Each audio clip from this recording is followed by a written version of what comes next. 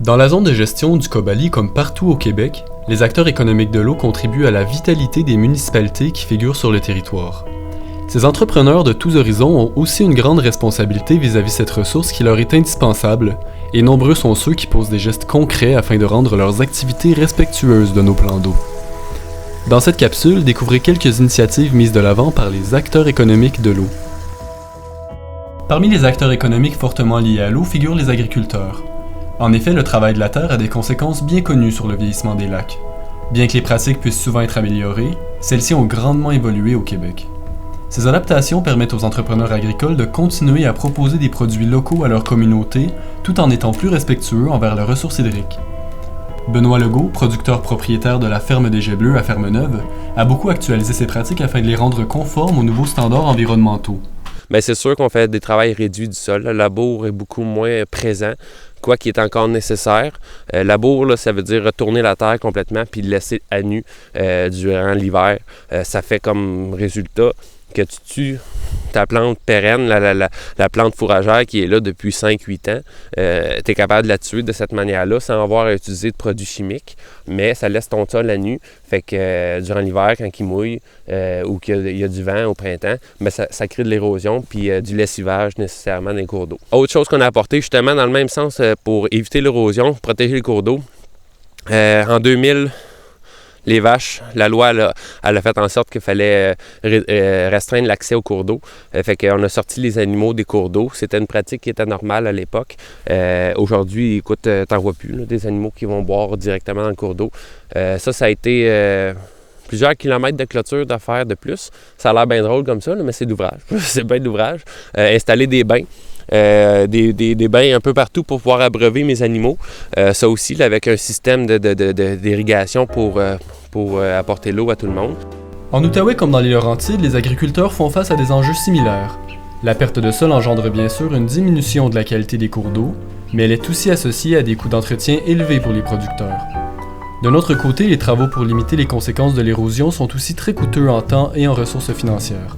En 2017, un projet collectif mis sur pied par le Cobali a permis de faire bénéficier à Dieter Bertsch, un producteur de soya de la région de Buckingham, d'une subvention pour de tels aménagements. Ce projet lui a permis de limiter l'érosion de ses terres pour protéger la qualité de l'eau du ruisseau Pagé. Nous avons demandé à Félix Moore, agronome au Club des services agro-environnementaux de l'Outaouais, de nous expliquer la nature de ces travaux.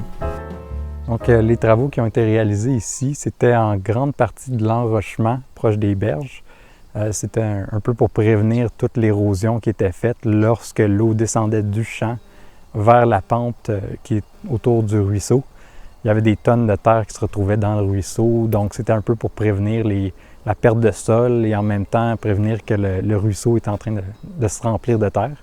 Et un autre des gros travaux qui a été fait, c'était un avaloir, à vrai dire 2 avaloirs qui ont été mis sur une ligne sur la pente la plus abrupte de ce champ-ci, où souvent, chaque année, on retrouvait une tranchée d'à peu près 1 mètre sur 300 mètres à travers le champ qui devait être remplie à chaque année. Et c'était toute la terre qui se retrouvait dans le ruisseau.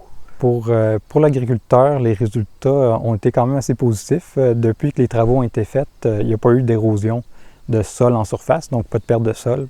C'est de l'argent que l'agriculteur ne perdra pas dans le ruisseau. Toujours une bonne chose. En général, c'était surtout ça. Moins de travaux à faire pour préparer le sol. Et maintenant que c'est un travaux qui est juste fait en semi-direct, de ne pas travailler le sol juste pour la maindrire, tu peux aller directement en semi-direct sans avoir à t'inquiéter qu'il y a des gros trous dans le champ. Donc c'était assez positif pour l'agriculteur. Les expertises des acteurs économiques sont très diversifiées, tout comme le sont les enjeux liés à l'eau.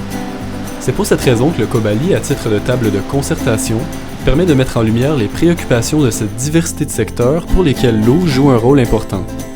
Julie Chagnon est l'une des 5 représentantes du secteur économique du conseil d'administration du Cobali. Elle est aussi gestionnaire des relations avec les communautés chez Evolugen. Nous l'avons rencontrée afin qu'elle nous parle de son investissement auprès de l'organisme et qu'elle nous explique les avantages de la prise de décision concertée. Les raisons qui motivent vraiment notre engagement, il y en a, je dirais, 3. La première, c'est qu'on souscrit entièrement à la mission du Cobali qui est de protéger, de mettre en valeur la ressource eau. C'est quelque chose qui nous rejoint. Deuxièmement, ce qu'on aime beaucoup au Cobali puis ce qui nous incite à nous impliquer, c'est l'approche qui est d'abord et avant tout la concertation.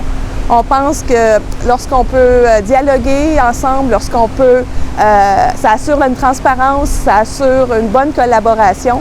Et on croit vraiment que c'est en regroupant toutes les parties qui sont touchées par un enjeu qu'on peut vraiment trouver les meilleures solutions.